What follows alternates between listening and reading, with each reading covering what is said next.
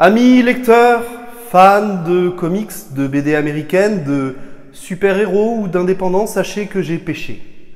Dans cette vidéo, je ne vous présenterai seulement que 2 comics américains, le reste étant de la BD franco-belge.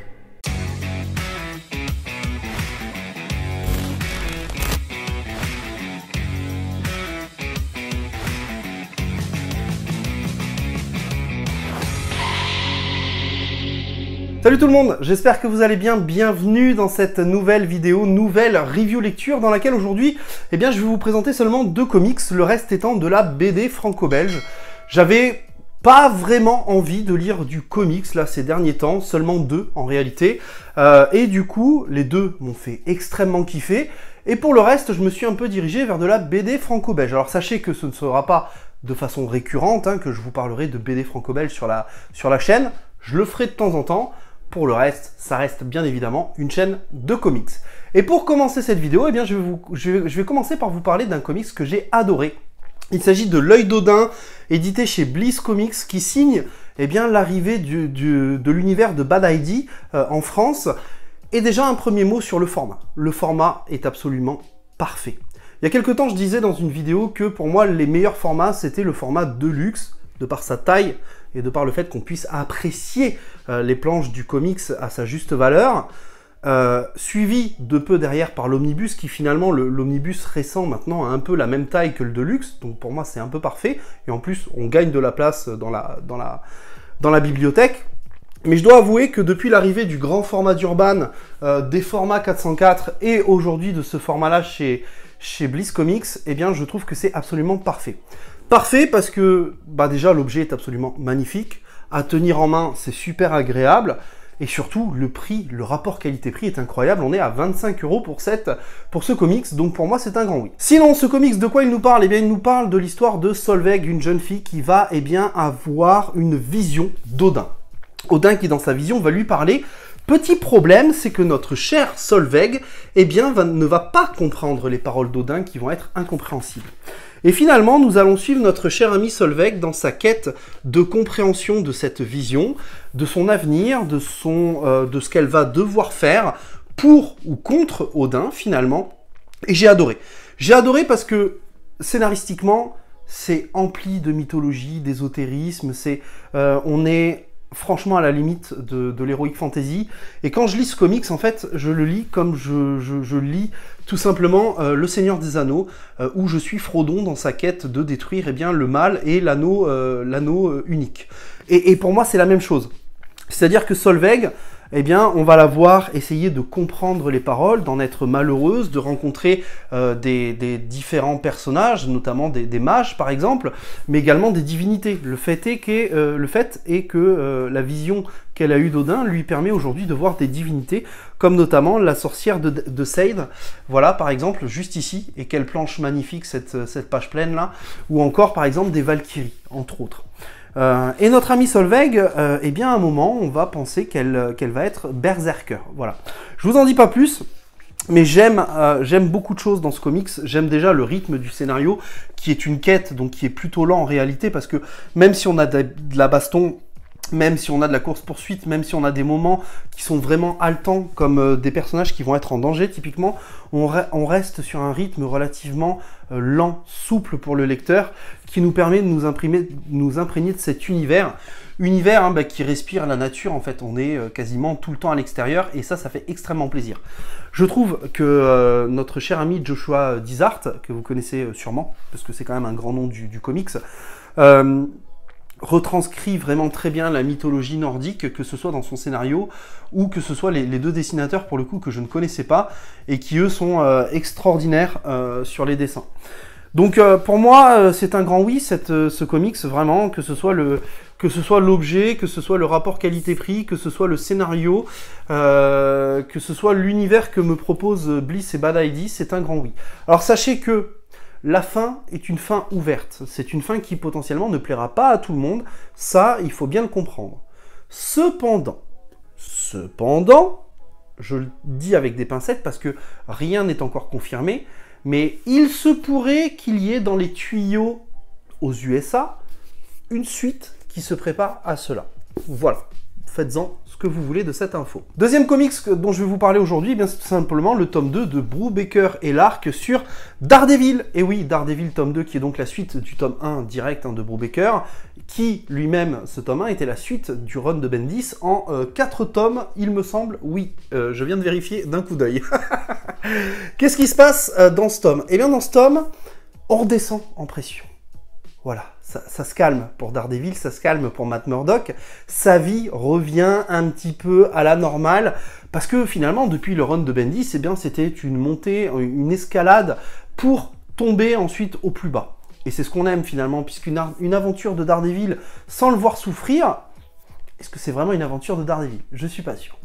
Donc dans ce tome 2, première partie, la vie de Daredevil et de Matt Murdock revient un petit peu à la normale, et en fait dans cette première partie de scénario, puisque vraiment le scénario est vraiment découpé en 2 parties, même si les 2 parties se joignent de façon très intelligente, eh bien Matt Murdock va devoir protéger notre cher ami Melvin Potter, qui n'est autre que, vous savez, le méchant, l'antagoniste qui a des scies circulaires.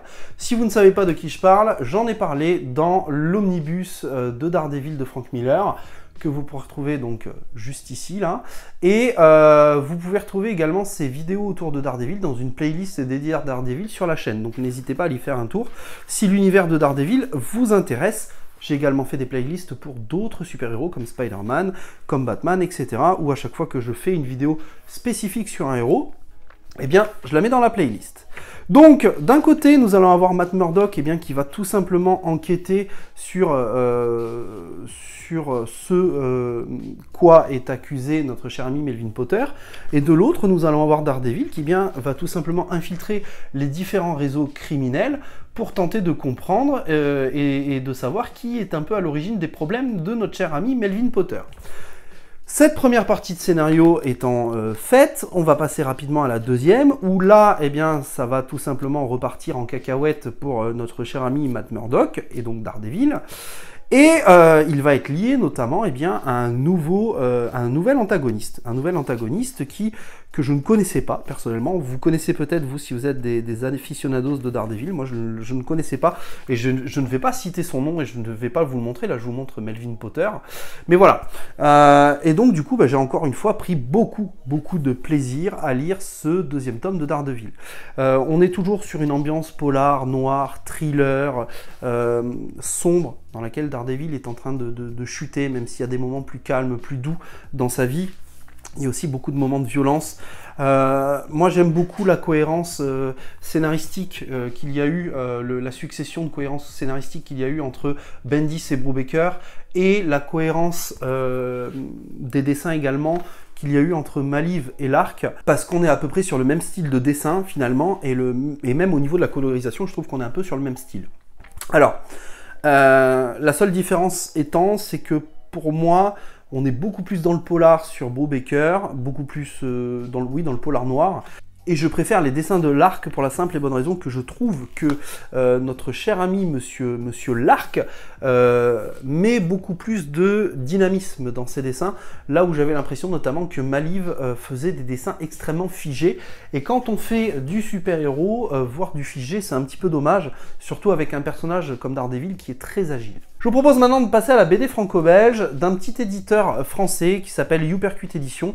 Je vous ai présenté il y a quelques semaines déjà La Fabrique, que j'avais beaucoup aimé en BD franco-belge. Aujourd'hui, je vais vous présenter les 3 premiers tomes d'Overkiller. Alors Overkiller, c'est une série en 3 tomes. Le 4e devrait arriver prochainement en projet Ulule chez Hypercute Édition. Est une série de BD, comics, ça a quand même du format comics, donc ça ne vous perturbera pas si jamais vous souhaitez vous lancer, qui met en scène notre cher ami Lance, je crois qu'il s'appelle Lance, qui n'est autre que l'assassin le plus dangereux de la ville, l'Overkiller. Et cet Overkiller, eh bien, il va être missionné par différentes organisations. Dans le premier tome, on va apprendre à connaître l'Overkiller qui va être missionné par la mafia française pour détruire la mafia russe, ni plus ni moins. Dans le deuxième tome, on va être sur l'Overkiller qui va être missionné par la mafia black pour détruire la mafia gay.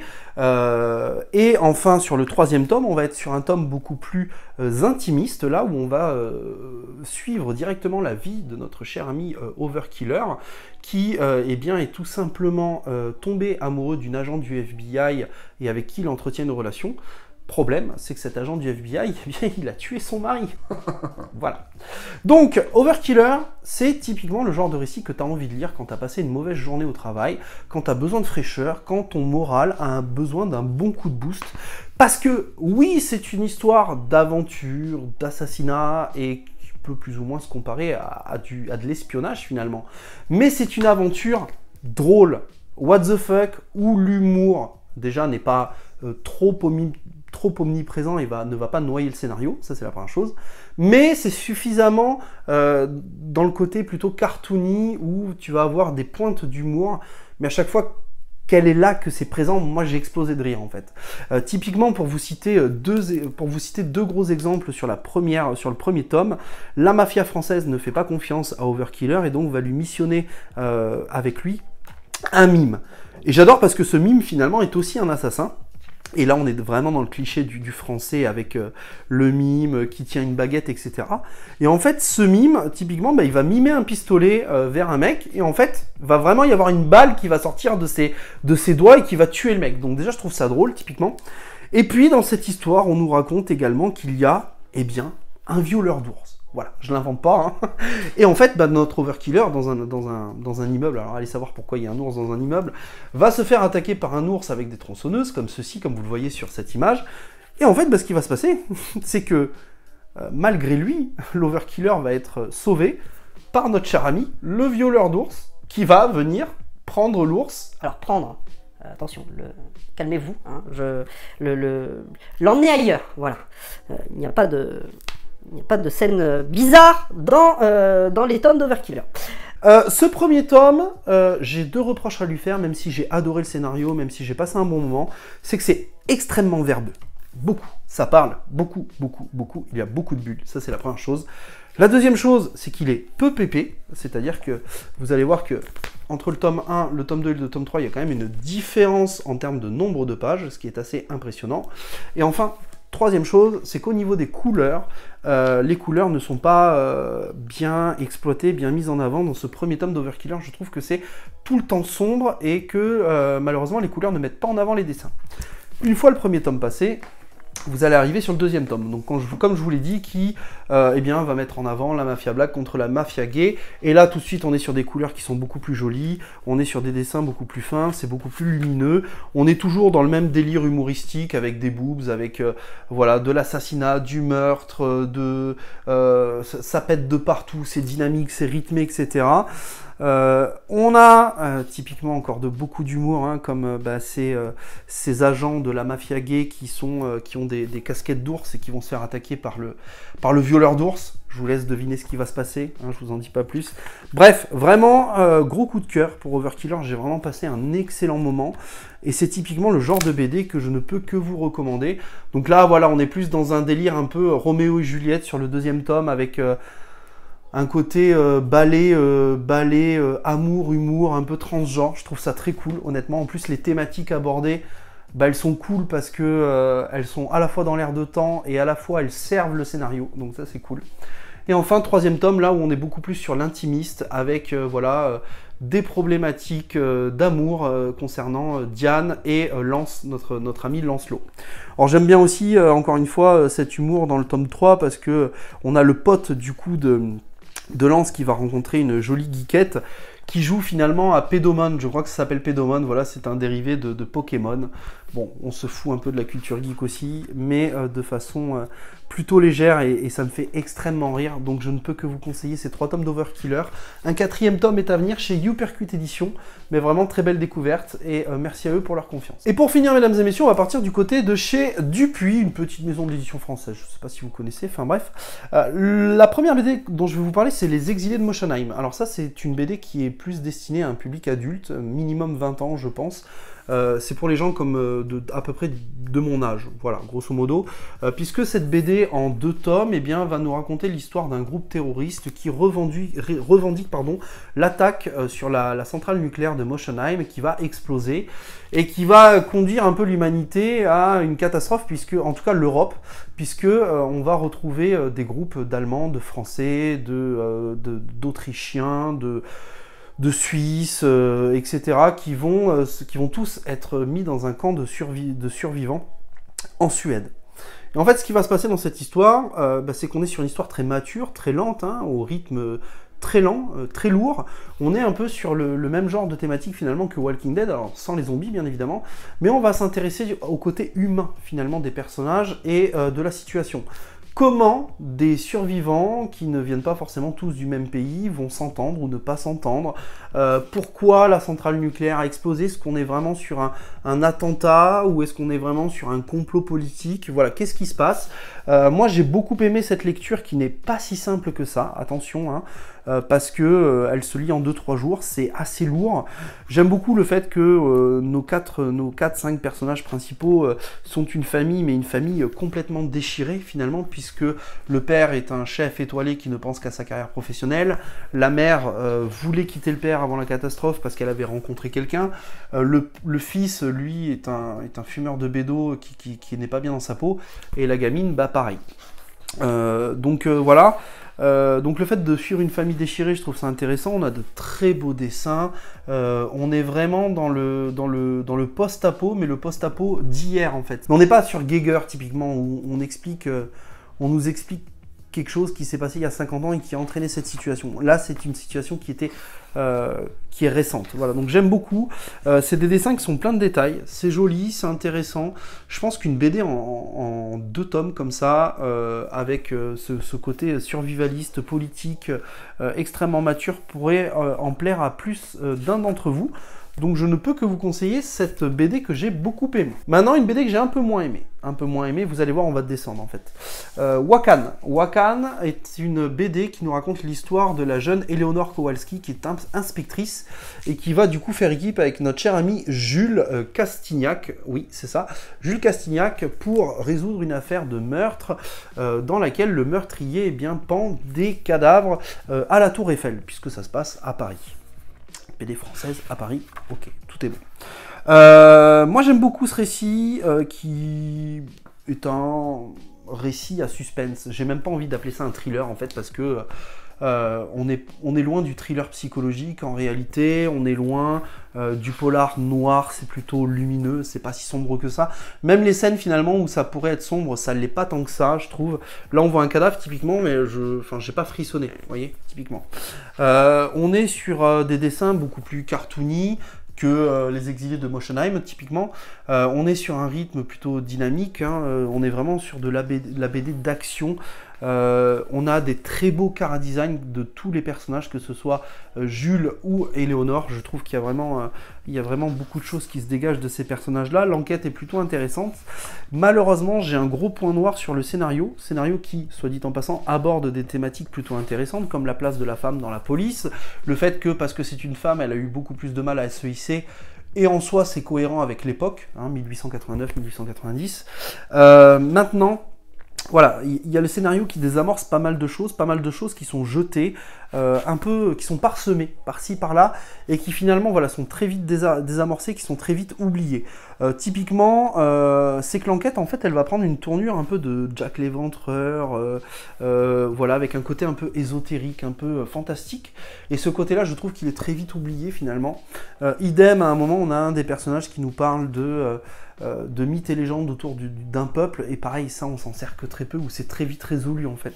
Et c'est un peu ça qui me dérange, et malheureusement la fin, je l'ai deviné. Alors peut-être que vous, si vous lisez la BD, vous ne la devinerez pas, mais moi ça a été le cas, et du coup ça m'a un peu dérangé. Donc en soi, pas une mauvaise BD, j'ai plutôt passé un agréable moment, c'est pas la BD de l'année très clairement, mais quelques problématiques quand même.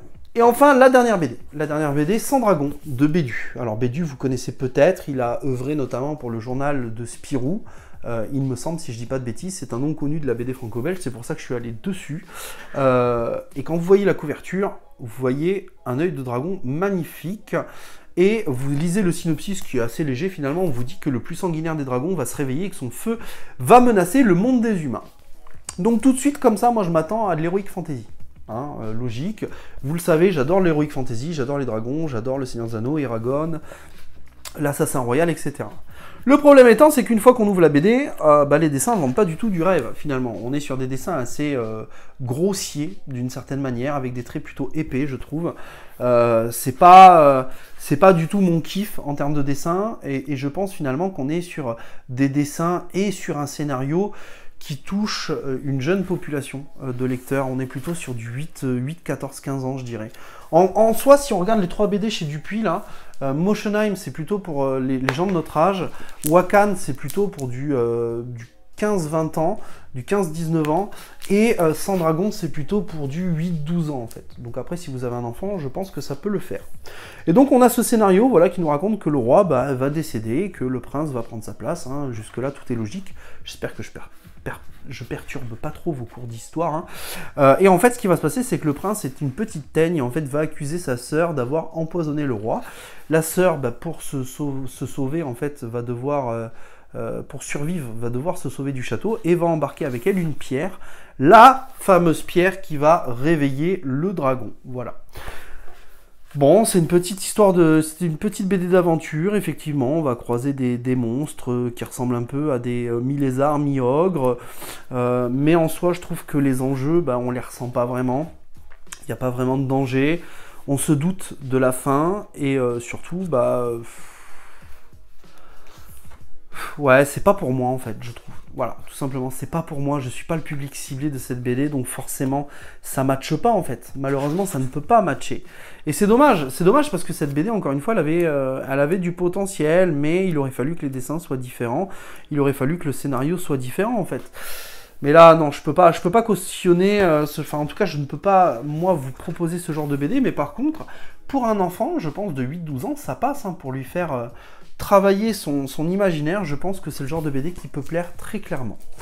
Voilà, cette review est terminée. La semaine prochaine, on fera une petite review achat où je me muscule là, parce que les livres que j'ai achetés sont un petit peu lourds. Et puis après, je pense qu'on fera une petite review lecture. Alors, je sais pas si je ferai une review lecture avec plein de titres ou si je ferai qu'un seul titre, voilà. Là, j'ai racheté pas mal de super-héros, vous verrez dans la prochaine vidéo. En tout cas, n'hésitez pas à me dire en commentaire si cette review vous a plu, si vous êtes d'accord ou non avec mes propos. N'hésitez pas à me dire également ce que vous avez lu ce mois-ci, ça m'intéresse et ça me donnera des idées. N'hésitez pas à liker cette vidéo et à la partager, tout simplement pour m'aider à combattre l'algorithme YouTube et pour ne pas que cette chaîne s'arrête un jour. Je vous dis à très vite, prenez soin de vous et n'oubliez pas, de grands comics impliquent de grandes lectures. Ciao tout le monde!